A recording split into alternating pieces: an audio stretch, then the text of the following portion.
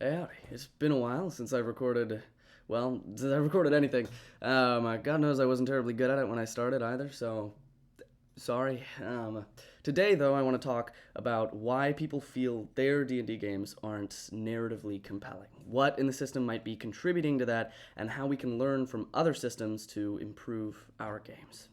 So, what's a narrative style of play? I define it as a style of play that emphasizes storytelling over optimization, usually at the expense of optimization. These are choices like deciding to pick a less mechanically powerful character ability because it better matches the flavor of the character you want to play, instead of choosing to take the Hexblade Warlock subclass for every single Warlock you play. You'll notice that definition by no means precludes systems with complex or tactical combat systems. There's a lot of people online who immediately jump to respond to the question of like what's a more narrative alternative to D&D with systems like Cairn that have mechanics that facilitate much faster combats. And that, if I'm being honest, that doesn't really make any sense to me. Well, you can absolutely play Cairn or Shadowdark or any other system that intends to get through combat quickly. There's nothing that I can see in those combat mechanics that necessarily facilitates a more dramatic narrative. One might as easily just have more frequent combats, maybe try to act stealthily more often. The pace at which combats unfold often has very little or nothing to do at all with how a system deals with narrative mechanics. For example, inspiration is a narrative mechanic. Movement speed, difficult terrain, rules for grappling, right? Combat interactions aren't. I think the relationship between rules and narratives is actually summarized exceptionally well, I guess no surprise, by Brennan Lee Mulligan on the Worlds Beyond Number podcast, which I very much recommend, by the way, if you like actual play shows. Here's what he has to say. D&D is a combat-oriented game. It's not for storytelling. It's for combat. The rules are all about combat. My reaction to that would be that observation, and this is a little bit dismissive, and I apologize, but it would sort of be like looking at a stove and being like, this has nothing to do with food. You can't eat metal. Like, this is not, like, clearly this contraption is just for moving gas around and having a clock on it. If it was about food, there'd be some food here. Instead, all of the machinery is just about creating heat either in this cavity or this other place. But what you should get is a machine that actually is made of food or has food in it, or there's some food. Yeah. And the reaction I would have to that observation is, I'm going to bring the food. The food is my favorite part. I'm the food machine. I go to the grocery store and get food, and I cook it on this stove. So some of the things that people will say, these mechanics are destiny. Like, because D&D has so many combat mechanics, you are destined to tell combat stories. I fundamentally disagree. Combat is the part I'm the least interested in simulating through improvisational storytelling rules. Yeah. So I need a game to do that for me while I take care of emotions, relationships, character progression, because that shit is intuitive and I understand it well. I don't intuitively understand how an arrow moves through fictional airspace. Thank you, Brennan Lee Mulligan, for your ever-inspiring sagacity. I would make the argument that while a heavy systemic focus on defining combat interactions might entice people to play combat heavy, just like the presence of an oven might incentivize you to cook hot foods over cold, it by no means restricts your ability to tell a combat light and potentially more narratively complex game. This only becomes an issue when the system makes engaging with the combat or abstract gamified systems the optimal choice over roleplay, but more on that later. Actual plays like Critical Role or Worlds Beyond Number are prime examples of narrative styles of play. They kind of have to be. Obviously, players in those games are professional storytellers, but beyond that, they have a viewer base to appease. Combat is some people's jam. They love sitting down, crunching numbers for hours as they work through a dungeon room by bloody room, but that's not true necessarily for most viewers. Engaging with a deep, complex, and sometimes abstract combat system can be a ton of fun firsthand, but watching somebody else engage with that system, especially if it takes a long time, can be seriously tedious, especially if stakes start to feel low. Most viewers want to see the characters that they can relate to making difficult decisions that have dramatic effects on a well-adjudicated narrative. These actual players choose D&D to adjudicate that narrative not because it's necessarily like the best option, but because it's an option those players and GMs have grown up with and love, and have a very advanced set of tools to tweak in order to make it work for their game. It's also the most popular TTRPG system, and so it comes with a benefit of popular understanding and a built-in clientele. At the end of the day, though, people who love to engage with combat, personally on the level of a game, like to win, will always prefer more optimization-heavy game, and often that means a game with a lighter focus on dramatic, character-driven narratives. But in my opinion, they represent the minority of prospective TTRPG players. And I'll explain what I mean. A glut of new TTRPG enthusiasts were awakened from cryo sleep by Stranger Things, Critical Role, right? Media that attracts passive consumers of narrative-driven content. Most probably never played any TTRPG yet at all, right? And the vast majority of my players I know I introduced to the game, and Stranger Things or Critical Role was their only lens through which they could contextualize what TTRPGs were for, right? Like how they were supposed to be played. So they were understandably expecting a narrative-driven game. There's a big chunk of gamers out there, and tabletop gamers especially represent a very passionate community that's had the opportunity to thrive with the popularization of D&D and other TTRPGs in the past decade, but a greater percentage of them have been captured already by board games or less narratively oriented TTRPGs like D&D than the broader population of potential players who probably aren't gamers at heart and are probably looking more to tell a story than to master specific game mechanics. So, if there's such a demand for narrative styles of play, why do they seem to kind of fall flat, your D&D table? Now, this might not be your specific problem, but I would argue that D&D is working against you in this regard. Bringing it back to Brennan Lee Mulligan's quote, I agree entirely with this sentiment, right? That this is what a TTRPG should be doing, but I don't think that D&D succeeds in that, and there's a couple of key ways. My first piece of evidence that I'd like to cite is the persuasion skill. What the fuck is this? If you want players to come up with creative ways to overcome dynamic obstacles that you're presenting as the GM, why are you providing a shortcut to bypass that creative process in the form of a +7 on your second level bard's character sheet? I often find myself fighting the urge to facepalm when one of my players walks up to a guard, makes a terrible excuse to get by them, and then asks to roll a persuasion check to bypass the encounter without coming up with something unique or creative to do. Now, I have built up a great number of tools to make that process more narrative and restrict the ability of players to bypass important obstacles by using a single die roll, because I've been playing for a long time, right? But the fact that I had to develop those strategies in the first place is a failure of the system, in my opinion. Second, where a robust combat system does become a problem, right, is when you remove any mechanical or narrative consequences that might come from combat by making players nearly invincible. At a certain level, in most D&D games, a very early point, also if you're trying to tell a more grounded narrative, the ability to challenge your players in combat with less than godlike enemies becomes very difficult, and that destroys a lot of opportunity to impose dramatic consequences that combat should, in my opinion, entail in a narrative-style game. GMs and players who've tried to run more narrative-style games and failed, in my experience, also tend to find that their players don't act like the players in Critical Role, which, on its head is obvious. Some people blame this on the Critical Role or the Matt Mercer effect, right? But your players are not probably professionals. And that's okay, right? You should still be able to play a narrative style game if you have the proper buy-in from everyone at the table. So why can't you? The primary differentiation in my eyes between the cast of Critical Role and normal players, for lack of better words, is that normal players don't tend to make choices that aren't in their character's best interest. That's a super reasonable thing to be doing from the perspective of a player behind a character sheet with a semi-omniscient view of the narrative.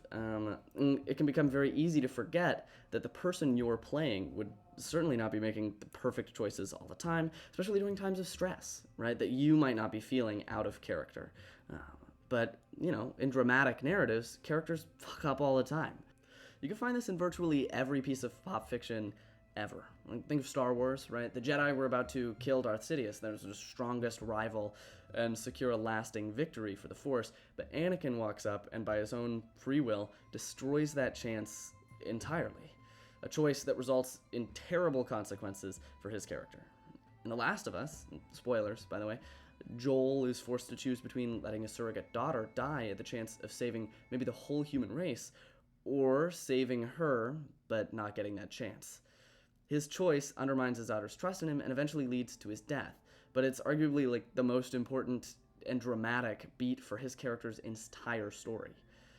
In both of these cases, characters are making decisions that have profoundly negative effects on them personally, but tell us something brilliant about their characters. And quintessentially, those negative effects weren't the fault of random chance or external machinations. The only person that they have to blame for those consequences is themselves. That's what makes it great storytelling. But your average player is unlikely to willingly put their character in real danger without the chance of a tangible reward.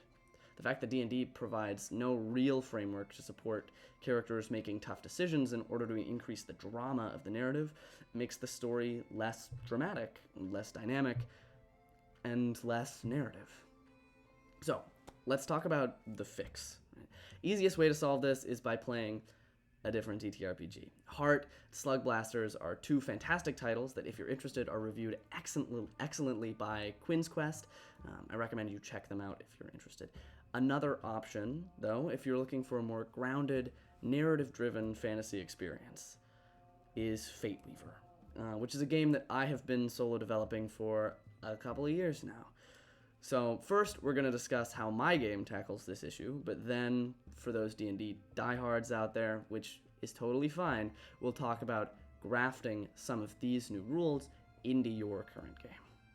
Narrative-driven means that your mechanical progression in Fateweaver is tied directly to the narrative, rather than to gaining XP from killing monsters or like abstract milestone systems, which usually occur after big combats anyway.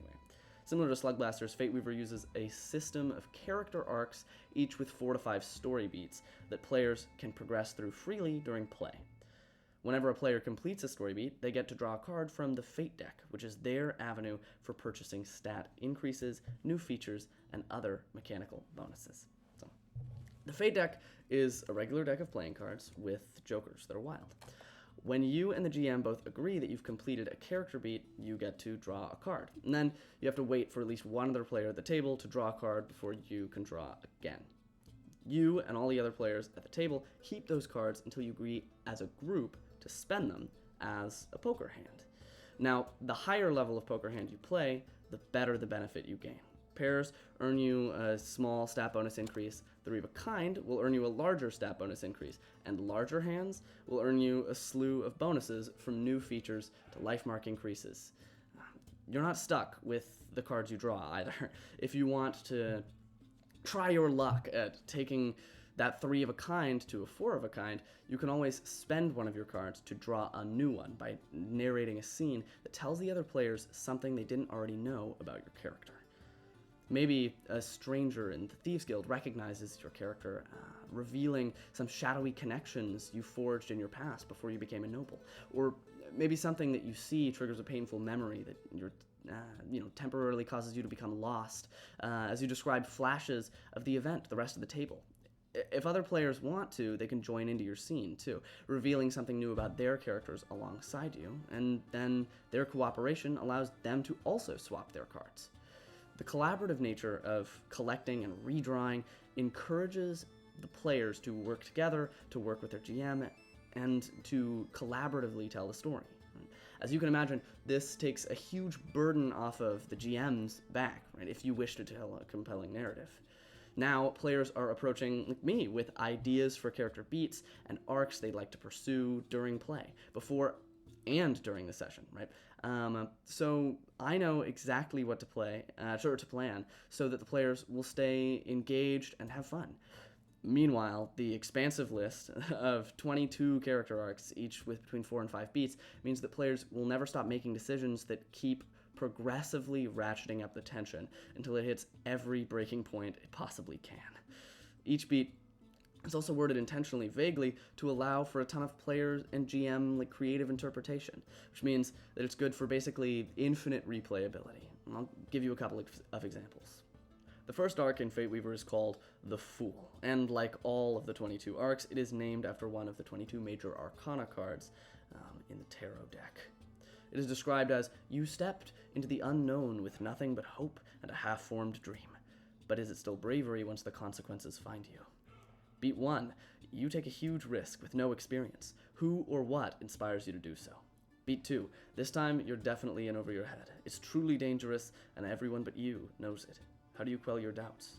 Beat 3, your own bravery or arrogance costs you something real and important. Additionally, a belief of yours is destroyed.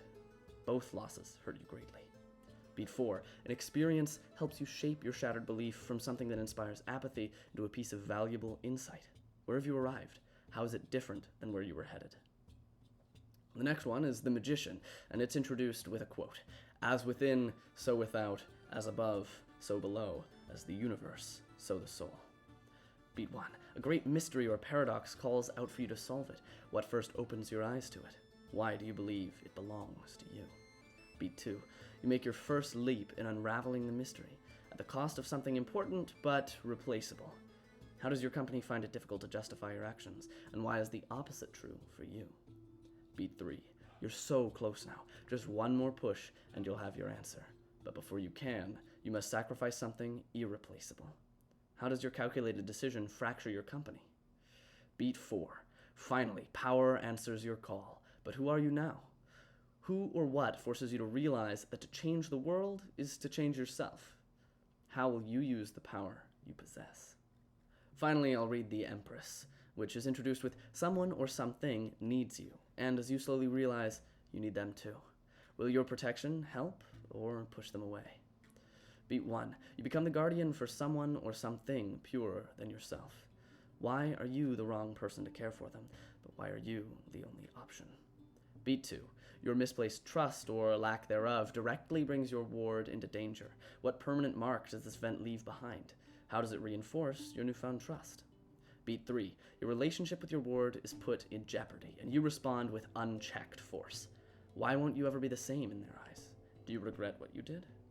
Beat 4, for a moment you are truly vulnerable. Your ward is faced with a choice to save you and contextualize your relationship, or to let you fend for yourself and damage the relationship irreparably. Beat 5, your path and your wards diverge. You say your goodbyes. Should you meet again, things won't be the same. How has your care created something greater than yourself? You can imagine characters starting out with a couple of beats already completed in their story, setting them up with a clear path already in motion for character development. This provides scaffolding for new players, guiding them with open-ended prompts into making really impactful and memorable decisions, just like their favorite actual play players or characters in pieces of popular media. And as far as limiting more advanced players, you can take multiple arcs at the same time, leave them off wherever you like, or pick them back up again freely, so no need to worry about being put on rails. If you're a rare group of 100% talented storytellers, feel free to come up with your own arcs and beats, or award cards more freely for stuff you feel merits character beats in general. This system is designed to be tweaked. Speaking of which, how can you as a D&D player utilize this in your game?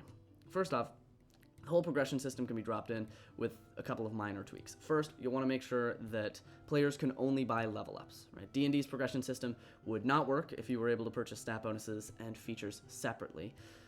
I would guess that a straight or higher buying a level up would probably be a good way to start your level 1 players off, but you might want to either make the hand requirement rarer with each tier of play, like going from requiring at least a straight to requiring at least a full house, at least 4 of a kind, at least a straight flush, at least 5 of a kind, again with jokers, for second, third, and fourth tier levels, respectively. Or you can increase the number of hands they need to play in order to level up as they progress, just to slow them down a little, because Fateweaver assumes players are leveling up a lot faster than in D&D, where power levels jump pretty significantly with, every level up. A little bit less invasive of a maneuver for encouraging narrative play would just be to talk to your players, right, about making decisions that negatively impact their character in order to make their character feel more three-dimensional. Consider wrapping this into the inspiration system, which is, I feel like, trying to do something and just falling very short. Maybe offer inspiration if a player acts in a way that is both narratively impactful, makes sense for their character to do, and negatively impactful for their character. The idea, right, is to provide an incentive that will get players thinking about making dramatic choices, and more likely to make hard choices that are really revealing about their character's state of mind. Anyway, I'm exceptionally excited to continue playtesting these rules in Fateweaver, their interactions with other mechanics like the sight, right, which is the ability for characters to see beyond the material world, or corruption, which players accumulate as they access ancient magical powers, and literally hundreds of unique features in this game. If you're interested in learning more about the rules, or maybe you're interested in getting your hands on it in order to do some of the first playtesting this game has seen, shoot me a comment. I'd love to create a Patreon if there's some interest. Otherwise, leave any questions or comments below. I'll do my best to answer them. Until next time, cheers.